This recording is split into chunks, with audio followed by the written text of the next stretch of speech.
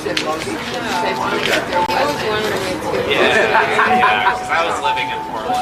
And actually, I was living in his apartment like for, I spent A big change. with him. But not legally there. Right. I Oh, I see. But now, because I do everything in Long Beach. I did it my church, my bank, groceries, but your life is there. My life is all there. And I was kind of difficult for me to go back to the valley. I'm not even from the valley. Was he, and did he always stay in that same condo that I knew? Was he always there? So he never moved from there? Okay. Because I know that. Yeah, I used to live a little west of UCLA. I wanted him to move It was nice, but it was also expensive. He's my home and I now it's just felt a little bit disconnected from all my friends.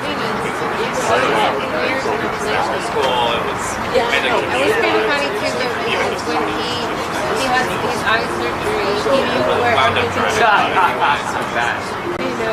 you had that feeling. Yeah. Behind him. But you could piece it in half. Yeah. Okay. The west side is just such a quiet aspect, but the same time. Yeah, it's just strange. It's just I'm happy to come as well. Just doing it. now I enjoy being able to. Okay, great.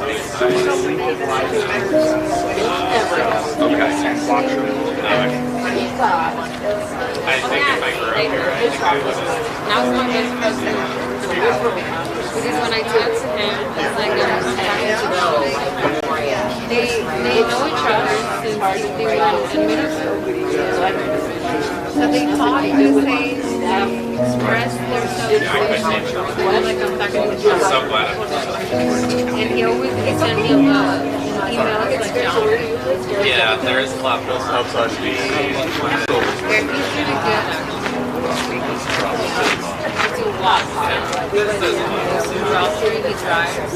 Yeah, DC has its own straight. That's true. Well, last summer we Yeah. So what's up?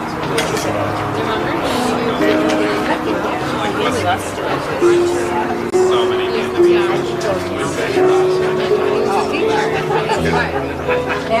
They came here like 2 times when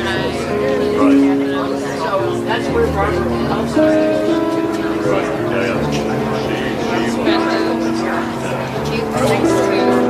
But now we get together like a lot.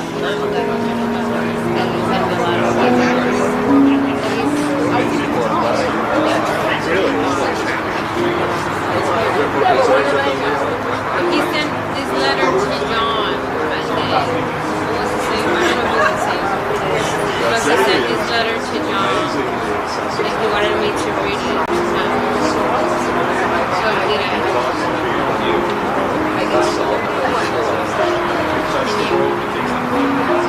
It was when he came back from the hospital.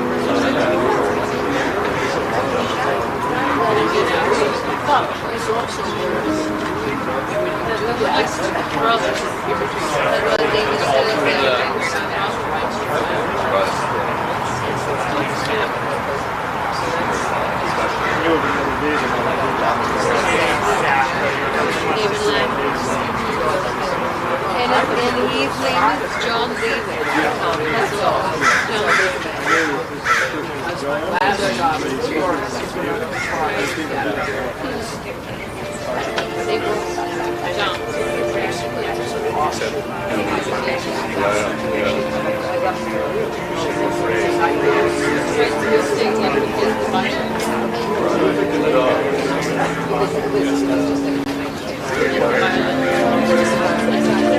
It certainly comes from the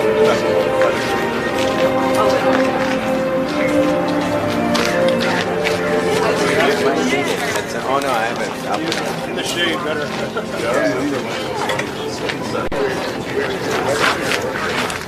yeah.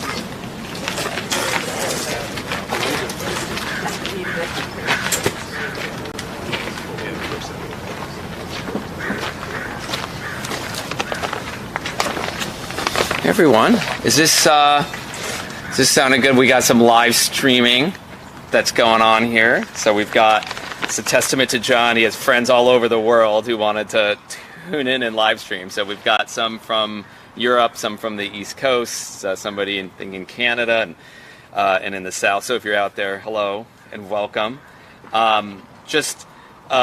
Before we begin, there will, after a few remarks are made, for anybody to come in and share a few words if you would like. And since it is being live streamed, there is a microphone here, so we would just ask that you then come up here and share words from the podium.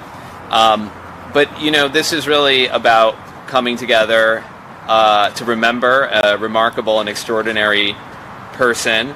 So already we're friends and family now and forever, connected through and by John. So you're in a very safe, warm, and friendly place, as John was always so encompassing and inclusive of everybody. One of John's great passions was, and we've had the opportunity, even with a few of you and Jeremy and David and others, to talk about the way in which John was so committed to and devoted to interns, to young associates, those who were aspired to be archivists, librarians, historians, and through John, it's also a testament to him that he has built up a really lifelong friendships with people that he stayed in touch with, including many of us here at the Venda. Joanne came out here for the day, for the occasion. Donna Stein, who was also there from the very beginning days, along with John, and Yus, our curator, who came not long after him. When John joined us at the Venda Museum, it was a piddly little place in the back of a business park about 5 minutes away from here, and it was a place where we had materials. There was a repository, but not much more than that. John was the third person that ever joined our team, and I remembered almost immediately the profound sense of, like, somebody takes this seriously. And as you know, John, everything is very serious when he's committed to it. Not long after that did an orientation book get produced for all our new employees who are not yet there, but would one day come. And still to this day, I have his orientation book here at the museum, which everybody uses who joins the team, in a blue folder. And I was just sharing with some of the others. It's in such great condition, because also very much like John, it was put in a plastic sleeve so it could live on forever. On occasions like this, I can't help but feel a mix of emotions: gratitude, sadness, and also profound admiration for somebody that touched so many lives. And it's so heartening that so many of those who he crossed paths with in life, who he connected with, are here. His family, which he talked about a lot. We were just talking about some surprises about John. His bunny Paloma, who he adored. And also Carolina, who was such an important part of his life for such a long time. And I was just saying, I totally remember the Kia that pulled up in front of our business park, and out came John at a punctual time because he wanted to beat traffic. And all of our early memories, so many of my memories of the museum are when John used to give his docent tours through the hallways, and he would fact check dates, and everything had to be fastidiously researched, and out came his books with newspaper clippings to prove his point. So if anybody asked, no, I don't think that's the year, here it is. Never try to snub John, he will always win. His passion for history took us on some extraordinary journeys together, both metaphorical and literal. We took an epic trip together to Berlin, where he was in intelligence, let's say that. He was always very coy about what he did there. And I think it's actually John that would make a remarkable spy. In some ways, I think he was. He's very good at listening and keeping secrets, I think, when he needed to. But one of the most extraordinary things happened while we were there together. So John was in charge of what was our nascent oral history project. And all of our oral histories were conducted by John. And through some of our outreach, and John would write letters to people, we tracked down some of the original border guards from Checkpoint Charlie, including there was one in particular, Peter Bochmann, who John actually stayed in touch with for a number of years. And witnessing these two people sitting across from each other, one a former East German border guard and one John who had been stationed at Tempelhof in Berlin, listening in to the conversations of people just like Peter Bochmann. This was the height of the Cold War, late 50s, early 60s. And to see that now people coming together, not as enemies, but in camaraderie and shared experience in history. And what transpired was nothing short of remarkable. They stayed in touch. They wrote letters to each other. He would call from his garden in east of Berlin somewhere.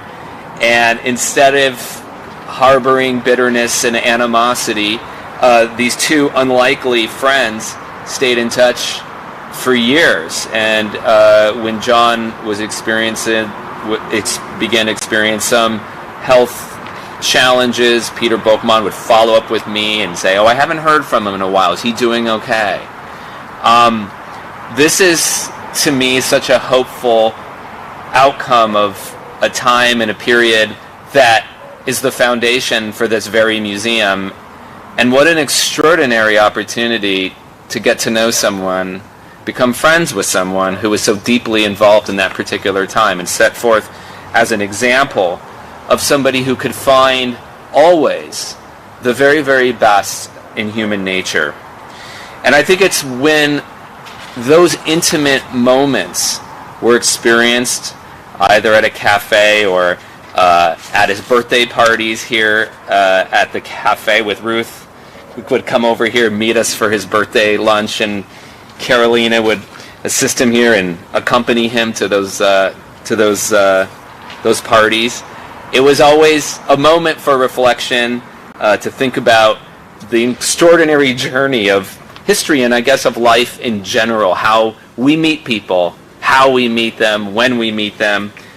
And I guess it's an anecdote too for the way that there are wonderful people you can meet in life that leave an impact forever, even beyond the time that they have on this earth.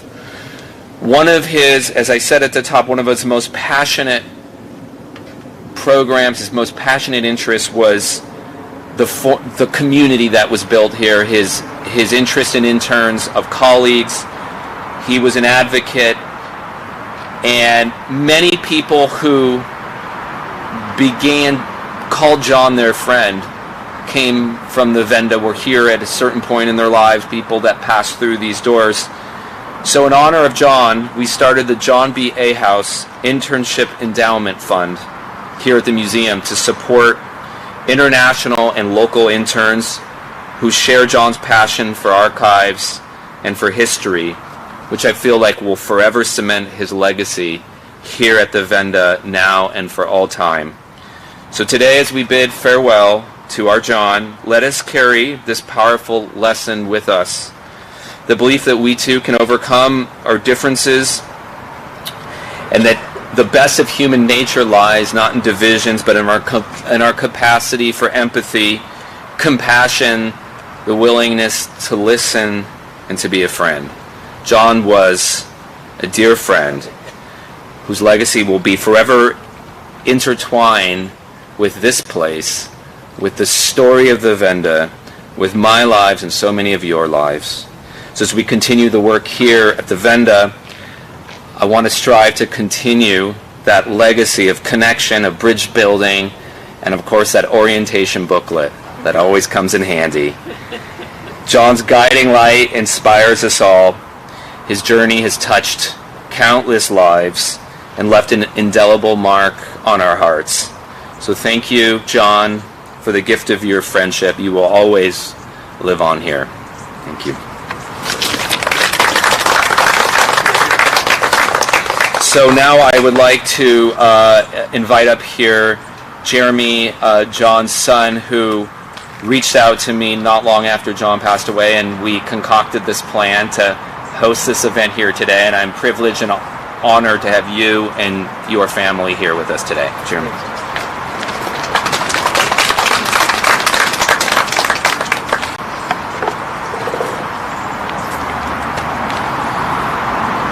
Thank you all for coming. This is just a wonderful place, and thank you for letting us do this here.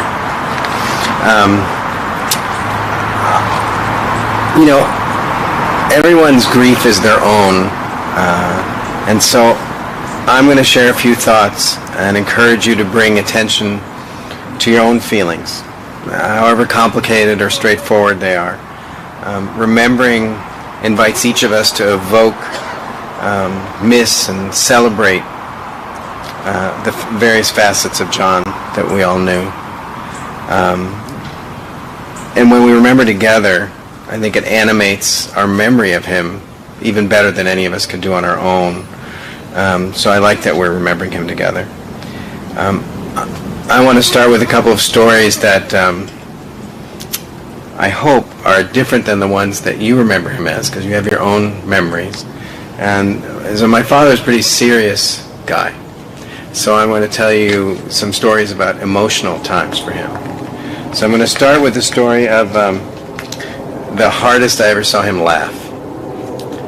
So he was not a particularly enthusiastic or adventurous cook. One afternoon when I was just, a preteen, I found him standing in front of the stove with a can of split pea soup open, inverted over the saucepan. But the peas weren't coming out. They stubbornly remained in the can, and so he shook them, and they remained, and he shook harder, and the soup persisted, steadfast. So my dad was not a scientist, but he was an empiricist, so he decided to test the peas by slowly moving the can away from the rim of the saucepan. And so that wasn't directly over anymore. And then at the very moment that it cleared the edge of the pan, it waited until they all came out.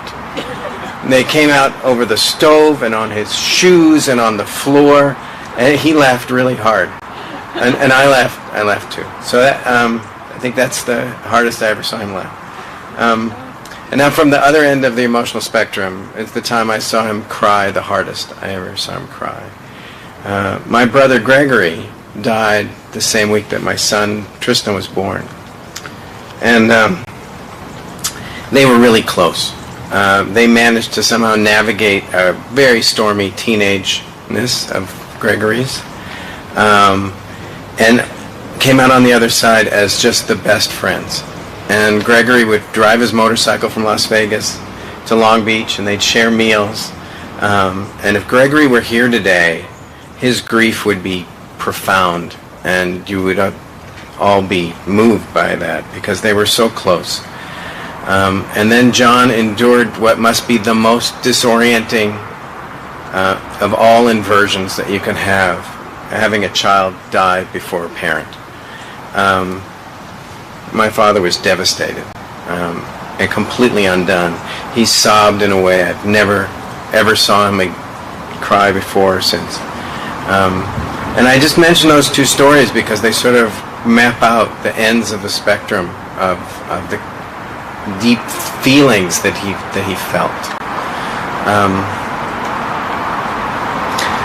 So now let me turn to him himself. So in his most famous essay, Isaiah Berlin borrowed a metaphor from an ancient Greek poet, Archilochus, that a fox knows many things, but a hedgehog knows one big thing really well. And Berlin used this idea to talk about different kinds of thinkers or writers. He divided them into hedgehogs. Those are people who view the world through a lens of a single overarching idea, and foxes who move between a variety of experiences. But John was a strange character. He was a serial hedgehog. So he explored many topics. And when he waded in deep. So I'm going to offer you an incomplete list of some of the things that I heard from people, that I experienced myself, and you'll remember some of them. So he had a fluent competence and love of the German language. We visited Germany once, and the person we were visiting took me aside and said, "You know that your father's German is better than our German." You know, he made them feel like they had things to learn, which must have been really weird. He had an emotional and academic understanding of Berlioz's music. He was a Berlioz scholar. He wrote about Berlioz. He collected Upton Sinclair, and his Upton Sinclair collection is now housed here in Dominguez Hills, right? And he collected and wrote about Hamlin Garland, the California writer. He was deeply cared about Franz Kafka. As we already mentioned, he cared about house rabbits, which was always so curious for me. Like, why, of all the things, and also house rabbits? We visited a friend of mine once. I think this maybe is where the origin story of the house rabbits. A friend of mine in Berkeley had rabbit, and we visited once, and the rabbit would go around your feet while you were in the bathroom. The rabbit lived in the bathroom, and my dad kept going to play with the rabbit. He was really committed to LA's literary and architectural history. He was a professional archivist at 2 universities here in California. He loved O-gauge Lionel railroads. So we had these railroads in my house all the time. He was a fan of full-size railroads too, mostly in the latter part of his life via train museums, not because they're not there anymore. He collected Dorothy Healy's archives. He brought me once to her house. She was the head of the Communist Party in California.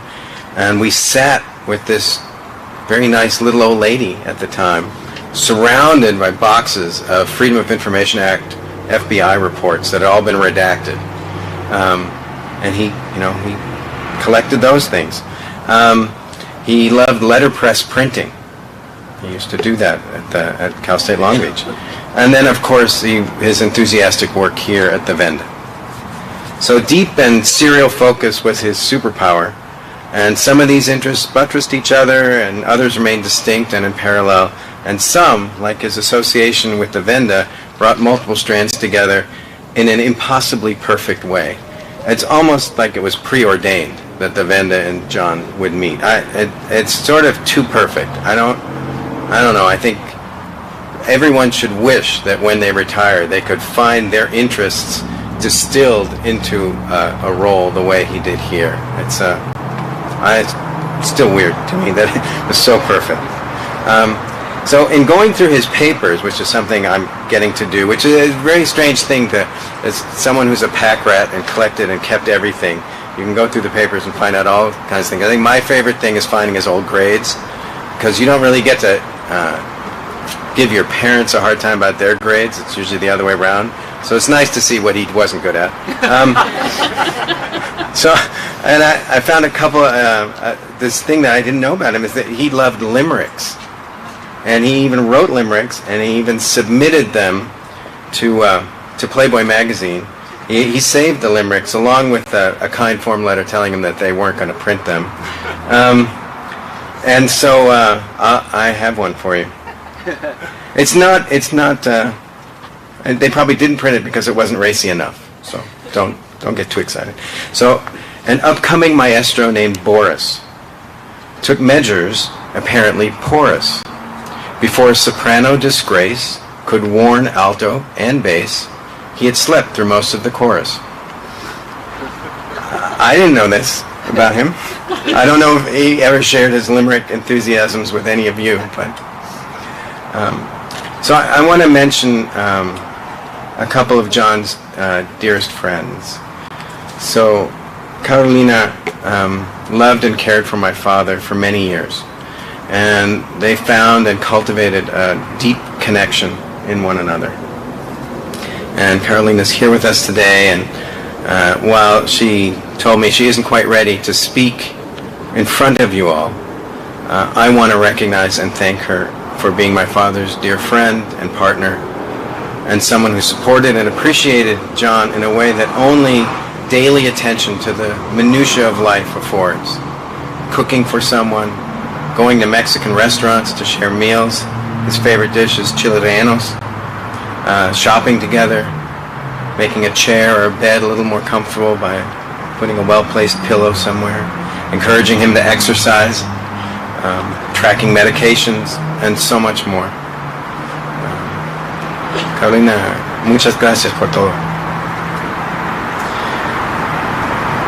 The other person I want to recognize is David Lamb, John's childhood friend. He prepared a really tender remembrance of his own, and we've had it printed out so that you can have it and for you to keep and to read. And you'll learn how two grade school friends, both only children, became essentially brothers through 76 years of sharing ideas and passions, and they reaffirmed that connection about a quarter of a century ago with the rise of the internet. They sort of found each other via email in the early internet, and connecting in this way with the chosen families went way beyond their shared love of classical music and trains.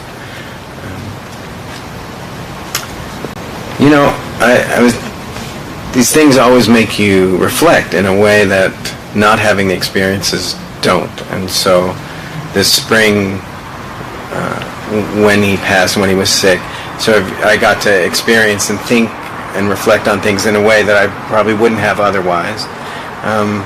And so the death of someone that's close to us acts as a sermon and a reminder. And I think for me, certainly, passings exhort us to go ahead and have the conversations that we ought to have with those with whom we should have them.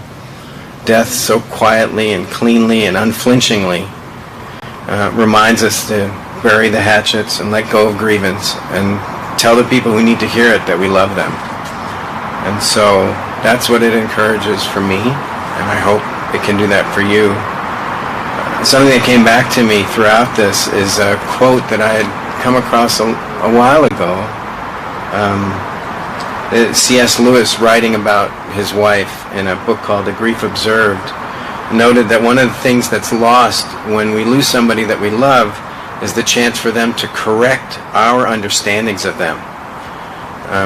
Lewis writes, he describes this experience as, "Today I met a man I haven't seen for 10 years.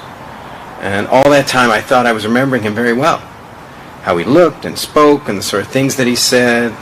The first 5 minutes of the real man shattered the image completely.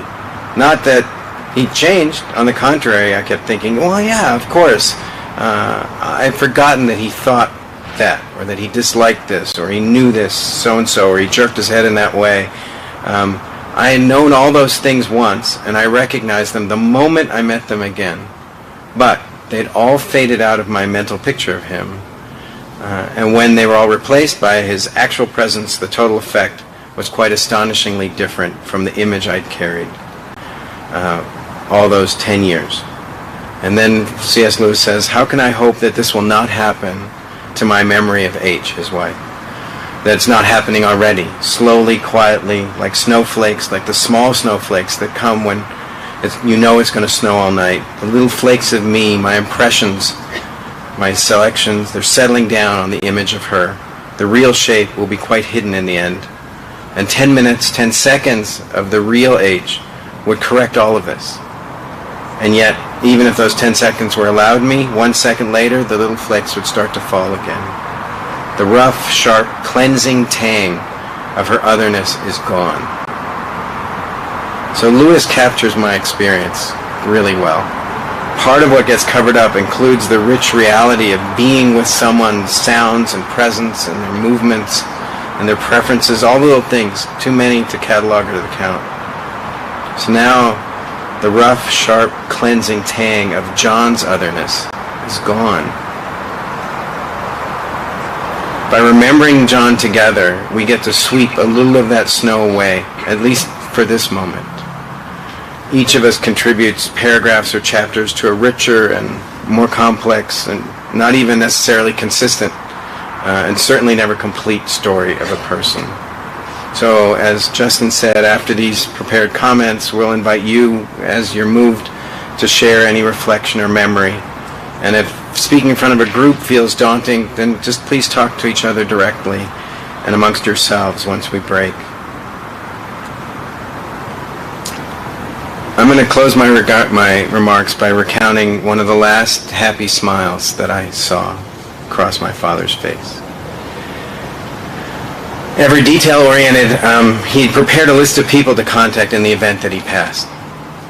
And so as we sat by his bedside hospital before he passed, I wrote to those friends to let them know that he was gravely ill and urged them to let me know if they wanted me to convey any messages. Well, this provoked many generous responses filled with memories and good wishes, and it's really a gift that I have those responses. His friend Kay encouraged me to tell him that the Dodgers had just won their season opener. Happened. John was a lifelong Dodgers fan. As a boy growing up in Yonkers, he listened to the games on the radio. He'd tell me about that. He loved the Brooklyn Dodgers. He reconnected them when he moved to California, as they moved too, and had become the Los Angeles Dodgers. So I told him the news of their win. At that point, he wasn't able to speak, but on hearing this result, his eyes fluttered open, and a genuine smile crossed his lips, and those eyebrows of his went up. Yeah. And those of you who knew him will remember this look. Somewhat bemused curiosity and interest laced with maybe an ironic commentary. And I can conjure that look whenever I want to, when I think of him. And so I hope you remember him like that too. Curious and interested and intent, but never completely finished. So I want to end by thanking my family and my children who came, and all of you for coming and celebrating and honoring my dad's life.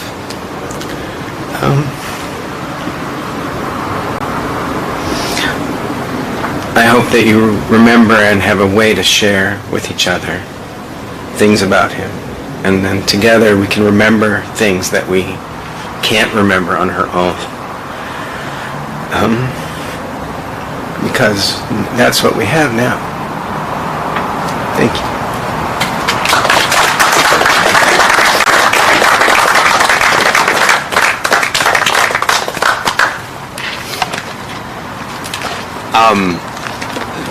So much of what you said made me reflect on. I know that look so well.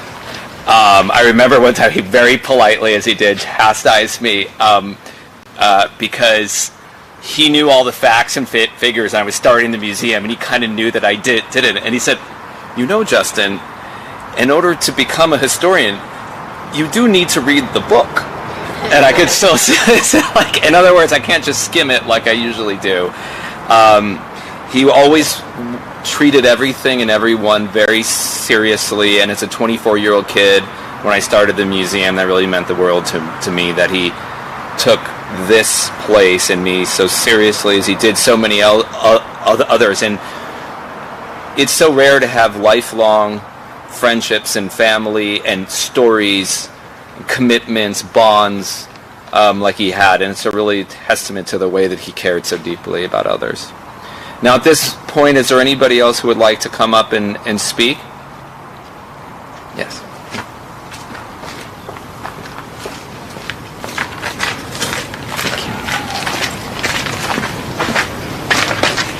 Hi, my name's Kit. I'm Jeremy's eldest child and John's grandchild. He and I didn't have a ton of a relationship as I got older, which was kind of a bummer. He loved to read, and so do I. But I lived on the other side of the country, and it's hard to maintain a relationship when you're busy graduating high school and going to college and all of that. And so John and I didn't talk a lot at the end of his life, but I really owe him something big, which is my dad. My dad had a complicated growing up, but it made him a really good father. And as I've watched him work through his grief, I've had to think about what it would be like for me to stand up here at his funeral. And that sucks. It's a terrible thing to think about. I don't recommend it. But it also makes me think about all the things that my dad has done that are really amazing.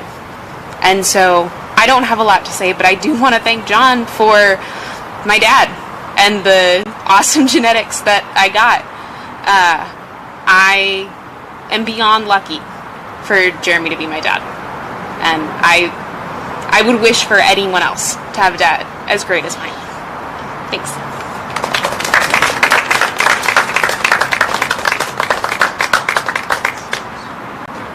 That's super sweet. Thank you for sharing that. That was really heartfelt and warm and sweet. Is there anyone else that would like to share anything at this moment? And then Ruth? I think Yus will go first. Or Ruth, you come up. You come up.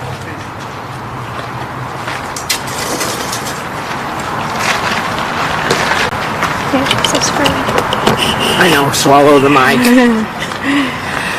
I knew John before any of the rest of you did, because I grew up in the apartment next door to the apartment he grew up in.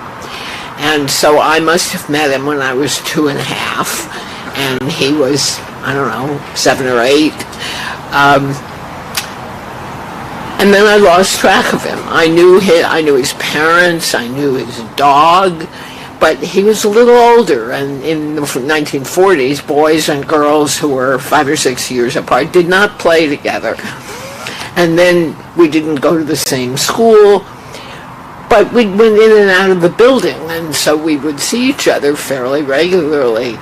And then we grew up, and he went to one school, I went to the other school, he went off to college, and I didn't see him for 50 or 60 years. But reconnecting with him, which is a story I've told several of you already, after both of us were retired, our childhood was in New York. Here we are at the other end of the country. We're both retired. Our careers have been totally different from each other. And reconnecting was like coming home. And I've been so grateful for, even though we weren't close, but we would check in with each other pretty regularly. I also like trains. I don't know as much about them as he did, but I like them. And just being able to reconnect to childhood, and it's like having a family. And I will tell you the shorter of the anecdotes. when I was 3 or 4, I finally found out that Dr. Ahouse's name was John, and Mrs. Ahouse, which is how I knew her, was named Ruth, which is also my name. And so somewhere around then it occurred to me, if when we grew up, Johnny and I got married, there'd be another John and Ruth Ahouse, and I thought this was hysterically funny. Well, we both grew up, but we did not get married to each other. Anyway, all I want really to say is it's a pleasure to meet you and to see your father reflected in you, to know that there are more Ahouses coming along. Anyway, I hope all of you have a similar feeling of warmth from whatever your connection to him is. For all the quiet mannerisms that several people have talked about, he actually was really good at conveying warmth and friendship, and that's something I hope we all aspire to. But as the person who knew him first in this crowd, I really couldn't resist the chance to say so. I miss him already, even though I kept, as we all do, I kept saying to myself, Ruth, you really ought to call John, because we're not getting any younger. And then I would think, no, next week. And then it was too late. So I want to echo what you said earlier about having have the conversations while people are alive to hear them. My mother always said that. She said she lived to be 100. She said, the trouble with funerals is everybody says all these nice things about you, but you're not there to hear it. So take that away with you. But and keep that along with your memories and mine of a really nice guy. We were very lucky to know him.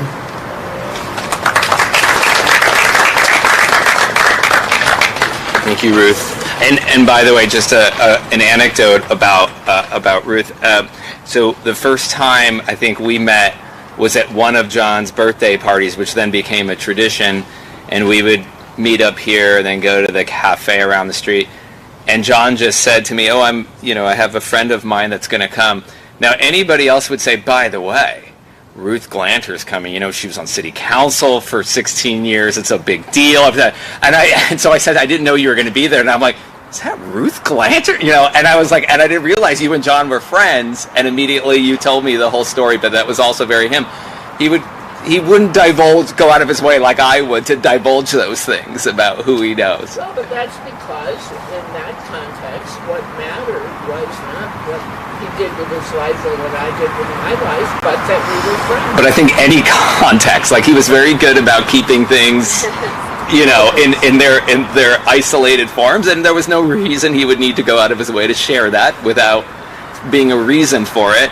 And, sometimes I would be surprised because I'd get a phone call at the museum from somebody, and it was like the son of a Politburo member or something like that he had sort of befriended. I'm like, I'm the son. We had the friend of Günter Schabowski. He was one of the main key leaders in East Germany. He goes, I'm looking for a Herr John Ahouse. And I was like, what? It took me a while to figure out who it was. I'm like, of course it's John. Written him a letter, they somehow connected and became friends, and then the phone call arrived.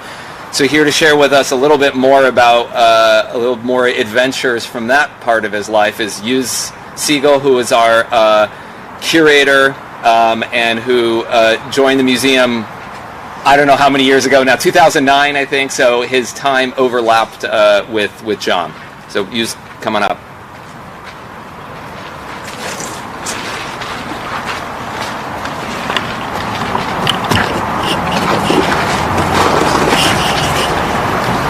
Thank you. Yeah, so actually I came to work at the museum. I was here in 2009, but I really came here in 2014.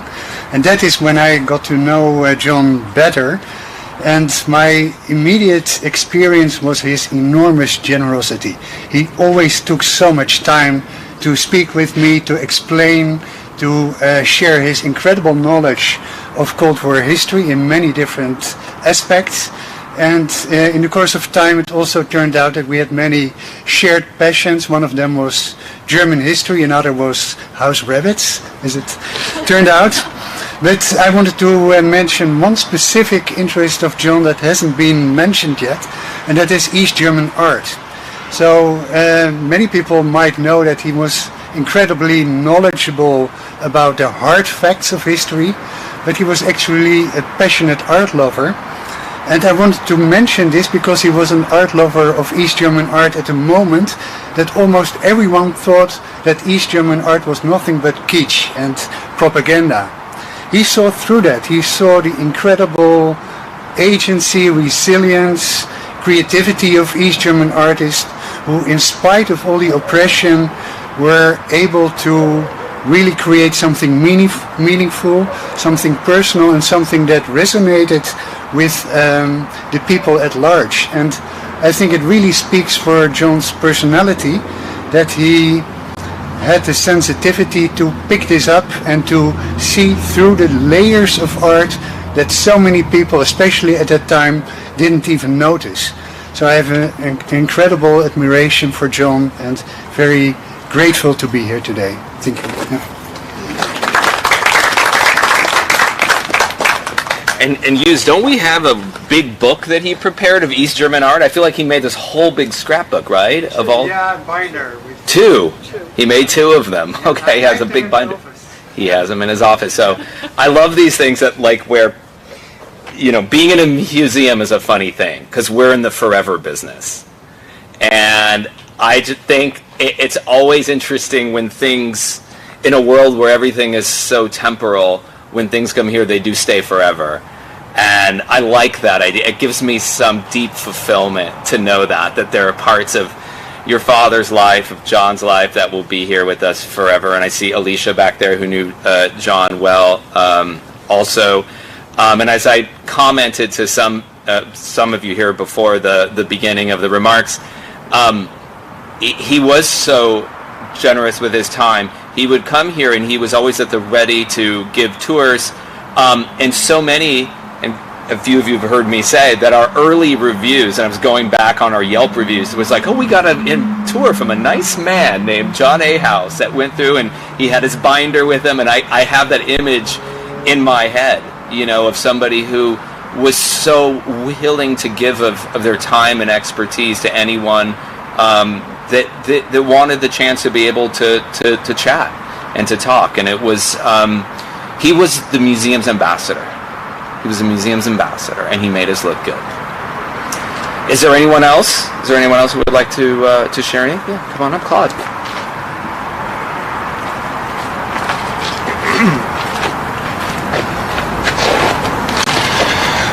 Well, I just want to echo what so many folks, I mean, the folks who have already spoken, have said about John, his wide range of interests in which he was a bit of a hedgehog in a fox's clothing.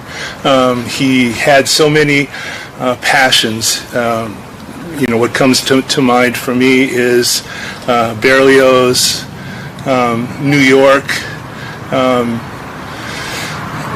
When I was working with him, you know, progressive politics in the form of Dorothy Healy, Upton Sinclair, the great collection that he put together, and also the history of Los Angeles literary life. He worked closely with an author and columnist named Lionel Rolfe, who wrote many editions of Literary Los Angeles that he helped edit and contribute chapters to about different important authors in the literary life of Los Angeles. And, you know, personally for me, he was a mentor. I met with him when I was a student at the UCLA graduate program, and he came to be the first representative of USC Special Collections and meet with possible interns, and I connected with him, and I did a couple of quarters of internship at the Feuchtwanger Library at USC, and because my personal background, I'm first-generation American son of German Jewish immigrants to the country, so it felt very homey.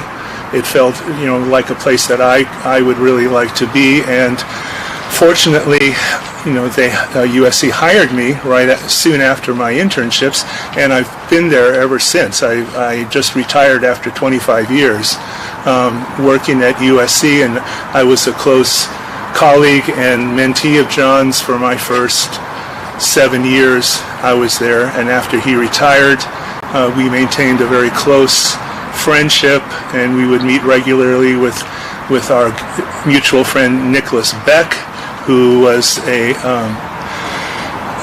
writer, a newspaper man, and also a good friend and biographer of Bud Schulberg, the novelist and screenwriter of What Makes Sammy Run and On the Waterfront, and so we would love to meet at Musso and Frank's in Hollywood, the special front booth. He was a big fan of Rarebit, melted cheese and bread, and he had his favorite dishes, and we would meet on our birthdays, and it was just always again very warm, very so many musical interests, and I personally am going to miss him, and I am missing him very much. I have a lot of pictures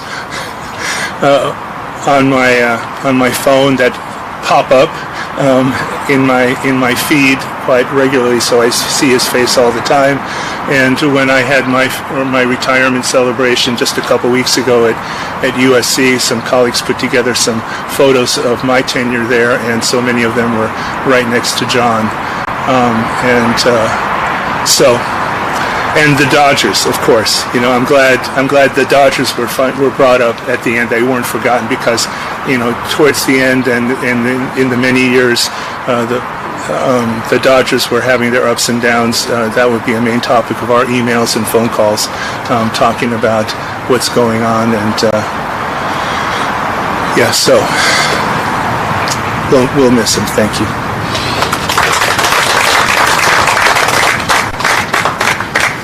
Thank you, Claude.